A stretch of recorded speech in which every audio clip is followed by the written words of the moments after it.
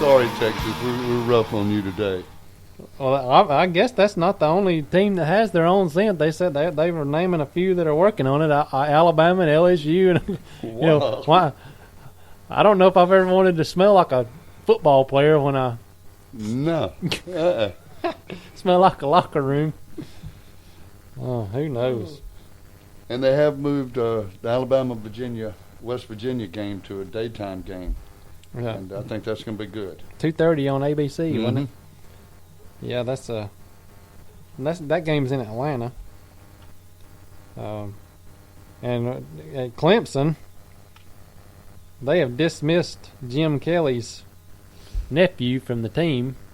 He was a sophomore competing for the starting quarterback job, and he jumped on hollering and screaming at some of the coaches from a play call during the spring game the other day, and so he's been dismissed for conduct detrimental to the team. He's no longer at Clemson. So Clint Stout is now... Well, Clemson stays in the news. I mean, this preseason news, they've lost, 4 ball players to the Georgia game. Yeah. And Georgia's lost 4 ball players for the Clemson game, if I'm not mistaken. So that might even out. I don't know. But it's always these starters that want to start getting in trouble. Mm-hmm. And while we're talking about Clemson, one thing I'm about to... I'm proud of their administration for this. There's been a letter of complaint sent to Clemson over the team's religious activities. They're saying that it's a violation of the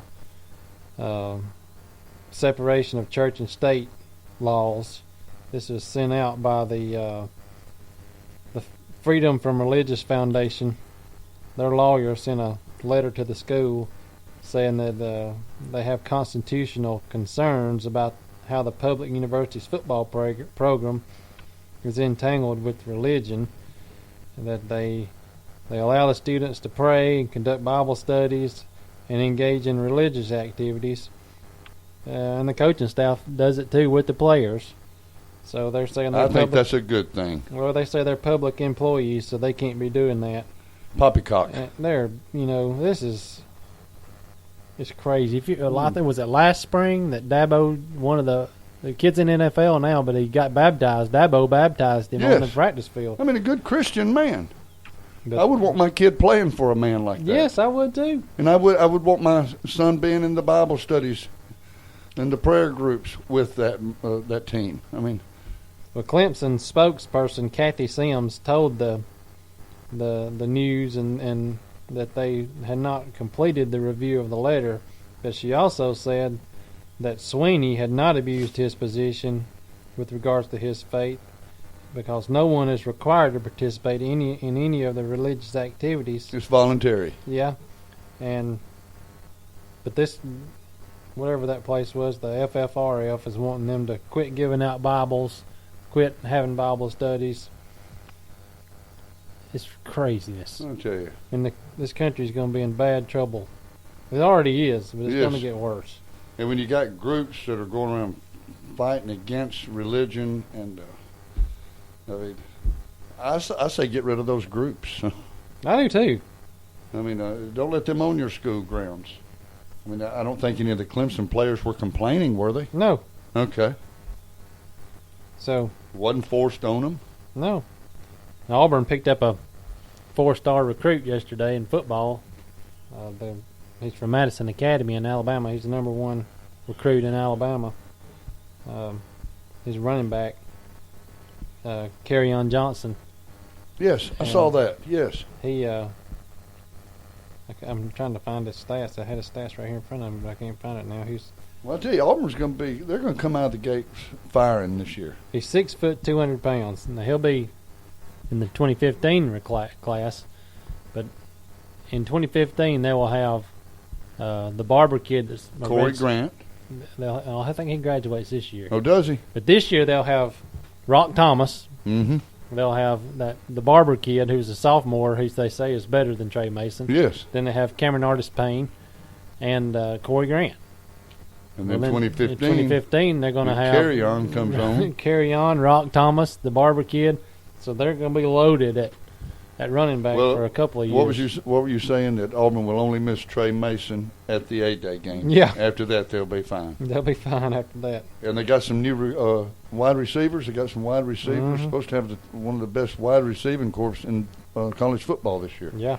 So I'm looking for them to. If Nick Marshall can hit some wide open receivers this year, that Auburn He might need to take just a tad of that speed off that ball, because I tell you, that boy can fire that ball. He can, and he can run too. He sure can.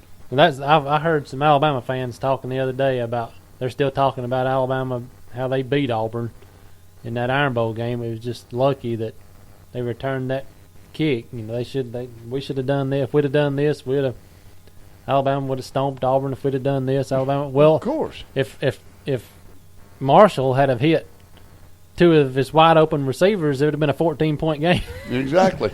So, it was anybody's game if it went into overtime. Yeah. I mean, that ball game was down to the wire. It might not have ended. Yes. I mean, it was going into overtime, and the guy runs it back. We lose the ball game. Hey, life goes on. Yeah. I mean, I was proud of them. For they didn't give up. Mm-mm. And I noticed in the Mississippi State game last year, that's when I knew Auburn was back. They had about a minute to drive the length of the field. Bam, bam, bam, bam, bam. To beat Mississippi State on the last drive of the ball game. And I said, we better watch out for these boys, because here they come. Everybody's going to be gunning for them this year. Last year, nobody was expecting them to do anything. 3-9 season the year before. I had them winning 6 games last year. Whew, boy. Yeah. I was wrong. Well, I'm an Auburn fan. I was wrong too. I didn't have much. I figured they would be better offensively, but if they can improve their defense this year, yes, they're going to be tough, better than they were last year. And plus, this, like we were talking earlier, Nick Marshall had a month to get in the system last year, and I don't even think he played in the Mississippi State game, did he? Yeah, he did. Was he starting there? Yeah, he threw the touchdown pass. Okay. I think it was the next game that he was hurt, or the game before he was hurt, he didn't play. Okay. I can't remember who it was. But nobody's school. But he got control of that system early last year, and now he's had a whole year. So, I look for this guy to be lights out. Yeah, Malzahn says it's just going to make the team faster with him. And I think with Jamie Johnson behind him, I think that's probably the best backup quarterback in college football. Possibly so. That boy is good. And they've got 2 recruits coming in down there this spring. Sean White, who won the MVP of the Under Armour All-American game. But he's more of a pro-style offense, so he's not very tall, but they said he's fast as lightning, so we'll see what Malzahn can do with him. Well, we'll be back in just a second.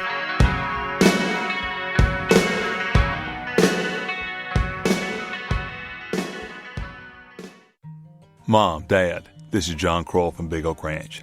Since 1974, we've raised nearly 2,000 children. Raising children is a hard job. But if I could give you just one piece of advice, it's got 3 parts to it. First off, relax. Nobody's perfect. We all mess up. So first thing, just relax. Number 2, realize what you may be doing wrong. As I said, there's no such thing as a perfect parent. If there's something wrong, realize it. Number 3, be willing to change. That is great parenting, because when you relax and you know what you're doing wrong and then you're willing to change, then everybody wins, especially your children. For more insights from Big Oak Ranch founder John Croyle on strengthening the foundation of your family, visit bigoak.org/family.